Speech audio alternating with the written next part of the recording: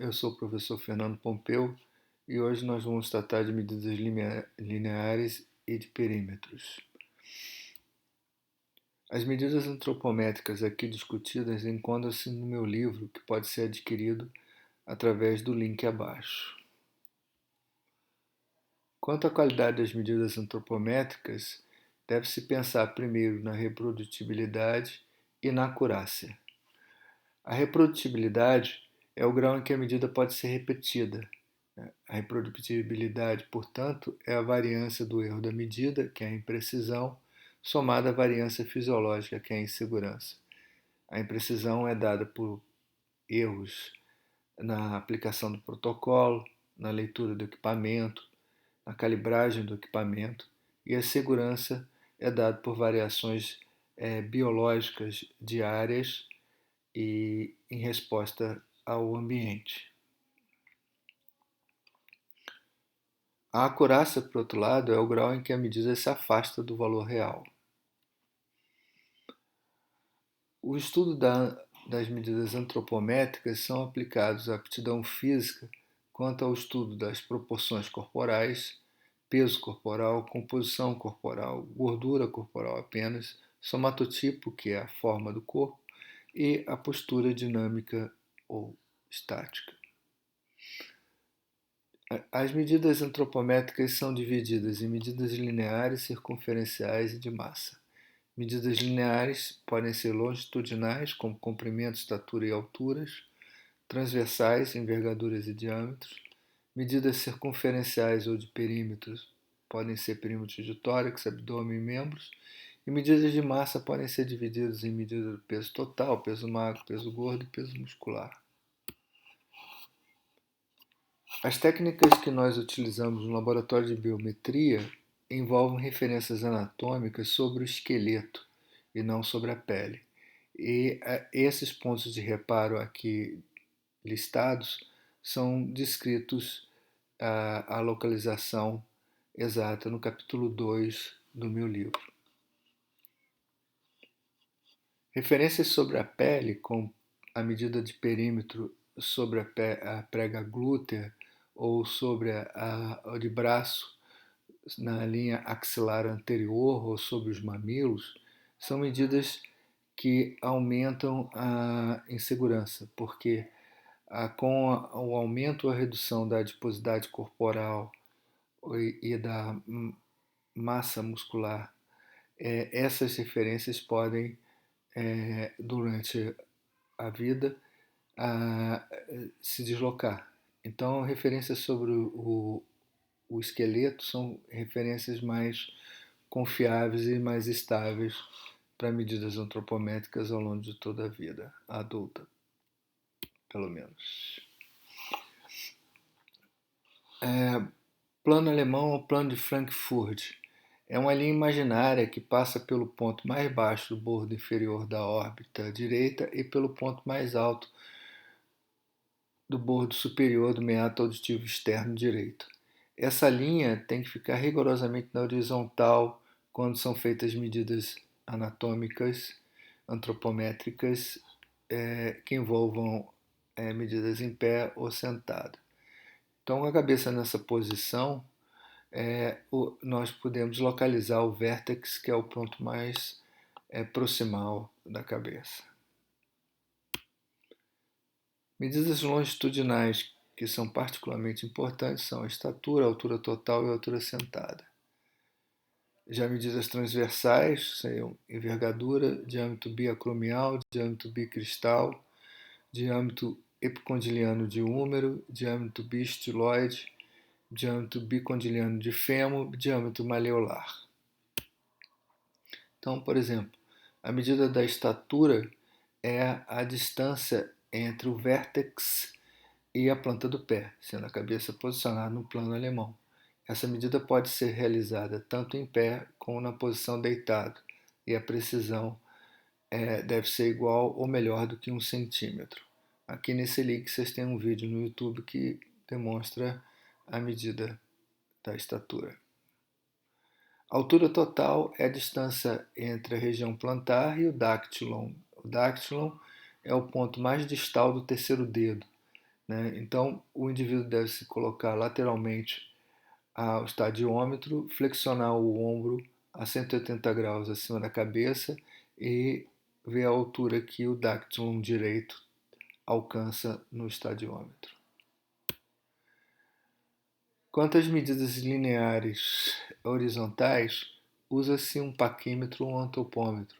Esse instrumento não deve ficar exageradamente frouxo ou com uma pressão excessiva. Deve estar firme sobre a estrutura óssea que ele pretende medir. Salvo quando houver especificações contrárias, o aparelho deve ser posicionado perpendicular ao diâmetro que será medido e deve-se medir com aproximação de 1 milímetro.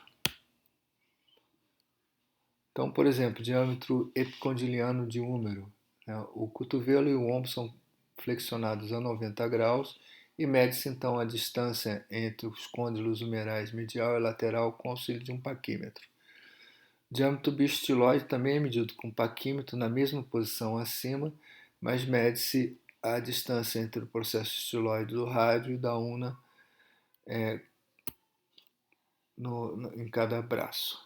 O diâmetro epicondiliano de fêmur é medido a distância entre os côndilos femorais medial e lateral com o indivíduo sentado com a flexão do joelho e do quadril sem que os pés toquem o solo. No entanto, quando é feita essa medida para uso de determinação do somatotipo, é necessário que o pé toque o solo porque foi o padrão desenvolvido pelos autores da técnica antropométrica de determinação do somatotipo, Barbara Ritter e Carter.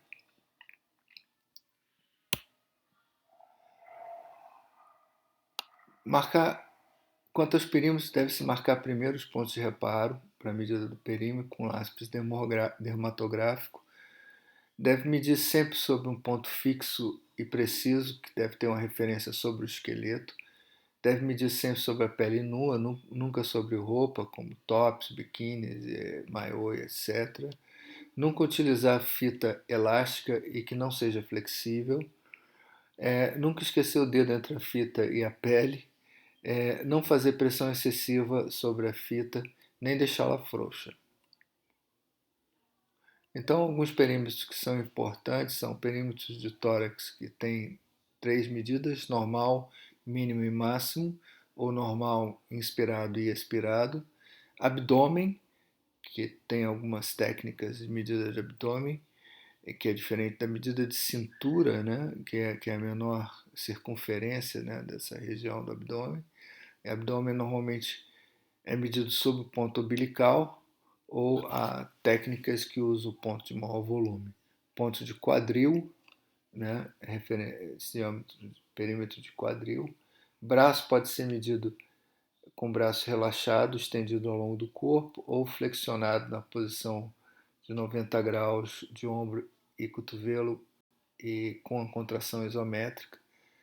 Medidas de antebraço, medida de coxa e medida de perna. A descrição desses perímetros encontram-se no capítulo 2 do meu livro. Bem, relação cintura-quadril é uma das relações de perímetros mais importantes. Essa relação é muito importante porque ela tem uma associação alta com doença arterial coronariana. Para homens, a correlação entre essa medida e a incidência de doença arterial coronariana é de R 0,95 e para mulheres de 0,80. A relação de cintura-quadril recomendável para homens é entre 0,83 e 0,88 e para mulheres entre 0,71 e 0,77. A relação de cintura-quadril também tem associação com outras doenças, como diabetes mellitus, hipertensão, doença da vesícula miliar, acidente vascular cerebral e alterações do ciclo menstrual. Essa relação ela te informa o tipo de distribuição daquele indivíduo, se é tipicamente masculino ou androide, ou tipicamente feminino ou ginoide. A forma de gordura centrípeta é associada com risco dessas doenças listadas no slide anterior. A relação cintura-quadril foi desenvolvida ao longo de 13 anos em 792 homens, estudado por Larson em 1984. A relação de cintura-quadril foi o único índice preditivo de acidente vascular encefálico e de isquemia cardíaca. Uma relação de cintura-quadril de 1,7 significa um aumento do risco de 2,5 vezes de mortes por infarto do miocárdio e 5,9 vezes por acidente vascular cerebral. Aqueles indivíduos que estão no percentil 95 da relação cintura-quadril, o risco de derrame é 11,5 vezes maior do que aqueles que estão no percentil 5. Então, é um instrumento extremamente importante como indicação de saúde. Bem, então, novamente, aqui essas informações encontram-se no capítulo 2 do meu livro. Obrigado pela atenção. Eu sou o professor Fernando Pompeu, da Universidade Federal do Rio de Janeiro. Até a próxima.